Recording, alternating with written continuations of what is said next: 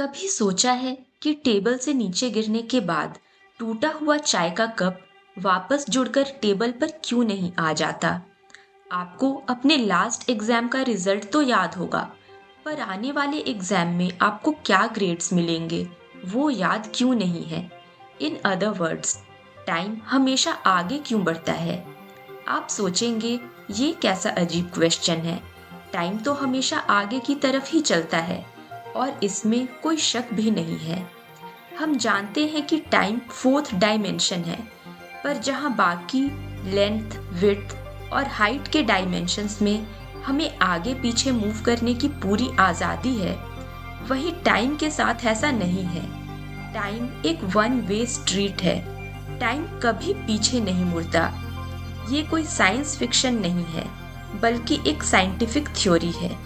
इसका answer physics के concepts में छुपा है। चलिए साइंटिफिकली समझते हैं कि टाइम हमेशा फॉरवर्ड क्यों मूव करता है। टाइम सिर्फ एक ही डायरेक्शन में बहता है, पास्ट से फ्यूचर की तरफ। इस non reversible one way flow को हम एरो ऑफ टाइम कहते हैं। टाइम के कम से कम 3 एरोज हैं जो इसकी डायरेक्शन तय करते हैं। पहला थर्मोडायनेमिक एरो ऑफ टाइम, दूसरा साइकोलॉजिकल एरो ऑफ टाइम, तीसरा कॉस्मोलॉजिकल एरो ऑफ टाइम। सबसे पहले बात करते हैं थर्मोडायनेमिक एरो ऑफ टाइम की।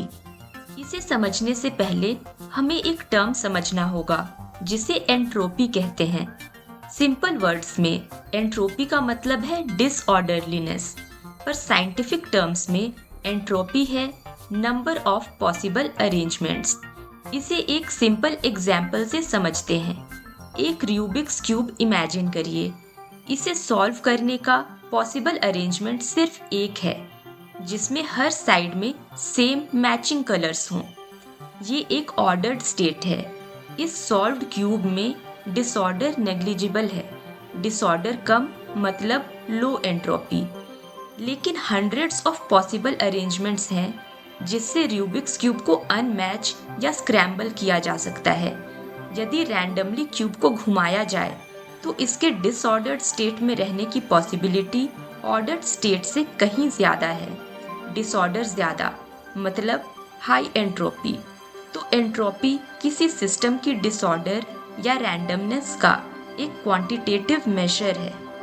थर्मोडायनेमिक एरो ऑफ टाइम हमारी रियलिटी का सबसे फंडामेंटल टिकिंग क्लॉक है। ये वो साइंटिफिक इंजन है जो टाइम को पास्ट से फ्यूचर की तरफ एक अनस्टॉपेबल स्पीड से धकेलता है। इसका फाउंडेशन है फिजिक्स का एक rule, the second law of thermodynamics, जो कहता है कि एक आइसोलेटेड सिस्टम जैसे हमारा यूनिवर्स में एंट्रोपी यानी डिसऑर्डर हमेशा बढ़ेगी। ये कभी कम नहीं हो सकती। टाइम उसी डायरेक्शन में मूव करता है जिस डायरेक्शन में यूनिवर्स ज़्यादा डिसऑर्डर्ड होता चला जाए। जो कप ज़मीन पर गिरकर टूट गया वो एक इंटैक्ट कप से ज़्यादा डिसऑर्डर्ड हो गया। सिस्टम की एंट्रोपी बढ़ गई। एंट्रोपी कम नहीं हो सकती, इसलिए कप वापस नहीं जुड़ सकता। यूनिवर्स के हर प्रोसेस में ये रूल अप्लाई हो सकता है। एक क्लोज्ड परफ्यूम बॉटल में मॉलिक्यूल्स हाई ऑर्डर के स्टेट में होते हैं, पर जैसे ही उसे स्प्रे किया जाता है उसके पार्टिकल्स पूरे रूम में स्प्रेड हो जाते हैं। इससे डिसऑर्डर यानी एंट्रोपी बढ़ जाती है।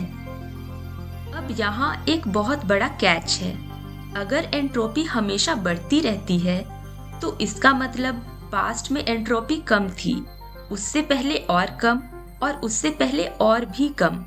इसका मतलब अगर हम टाइम में पीछे जाएं, बिल्कुल 13.8 बिलियन ईयर्स पहले, तो बिग बैंग के वक्त हमारा universe extremely low entropy state में था।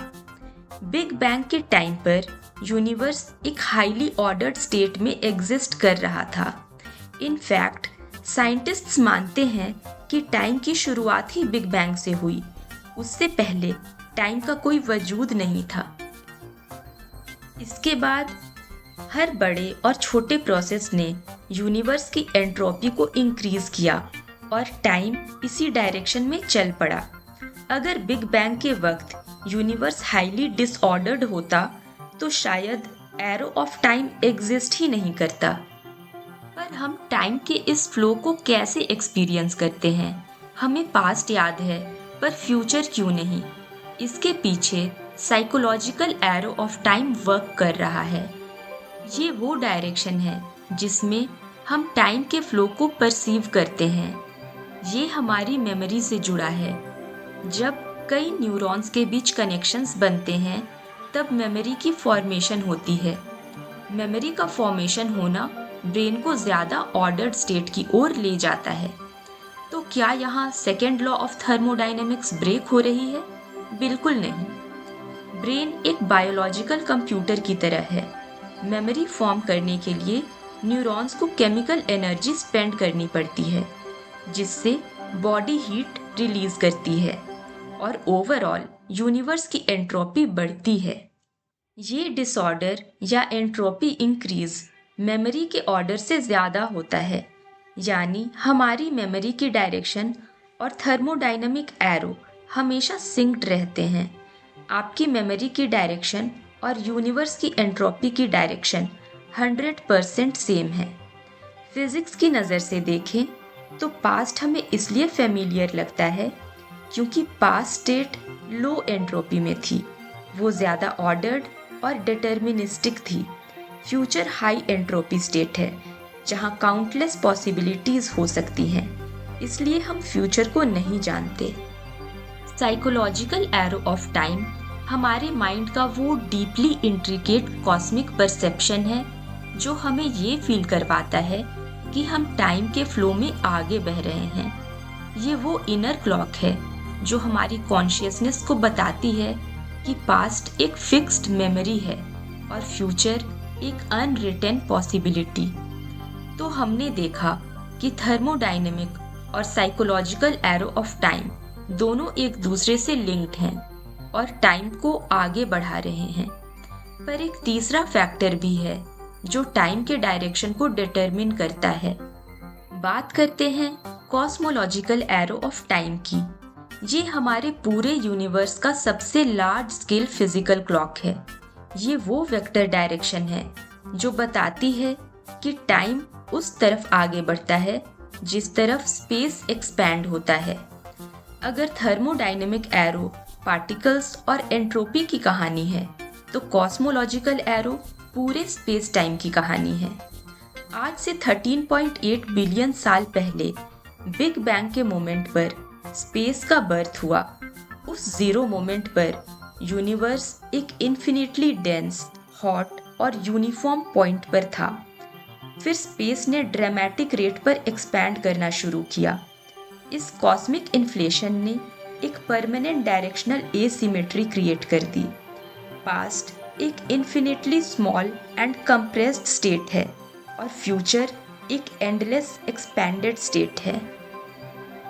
जब भी एस्ट्रोफिजिसिस्ट्स स्पेस में देखने की कोशिश करते हैं, वो स्पेस के इस डायनामिक एनलार्जमेंट को ऑब्जर्व करके टाइम के फॉरवर्ड मोशन को वेरीफाई करते हैं। प्रेजेंट स्टडीज के अकॉर्डिंग यूनिवर्स हमेशा एक्सपैंड करती रहेगी। जब तक स्पेस फैल रहा है और गैलेक्सीज एक दूसरे से दूर जा रहे हैं, तब तक कॉस्मोलॉजिकल एरो ऑफ टाइम हमारी रियलिटी को कंटिन्यूअसली फ्यूचर की तरफ ड्राइव करती रहेगी। एरो ऑफ टाइम का एक कॉन्ट्राडिक्शन हमें क्वांटम फिजिक्स में देखने को मिलता है। एटम्स और सब एटॉमिक पार्टिकल्स के लेवल पर माइक्रो एरोज एग्जिस्ट करते हैं, जहां एंट्रोपी फ्लिप भी हो सकती है। Deep down at the particle level laws of nature को कोई फर्क नहीं पड़ता कि टाइम आगे जा रहा है या पीछे।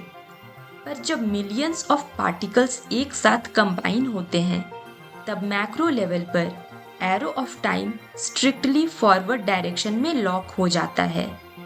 आज हमने साइंस की नज़र से टाइम के डायरेक्शन को समझा। हमने जाना कि टाइम हमें पास्ट से फ्यूचर के डायरेक्शन में क्यों ले जा रहा है। कल अगर टेबल पर रखा कप जमीन पर गिरकर टूट जाए तो गुस्सा होने से पहले ये सोचिएगा कि आप यूनिवर्स को इवॉल्व होते हुए देख रहे हैं। स्पेस के डायमेंशंस में आप जहाँ चाहे वहाँ ट्रैवल कर सकते हैं, लेकिन टाइम एक ऐसा डायमेंशन है जिसमें यूनिवर्स हमें हमेशा फ्यूचर की तरफ पुश कर रहा है। टाइम सिर्फ एक डायमेंशन नहीं है, ये यूनिवर्स के डेस्टिनी का नॉन रिवर्सिबल एग्जीक्यूशन है।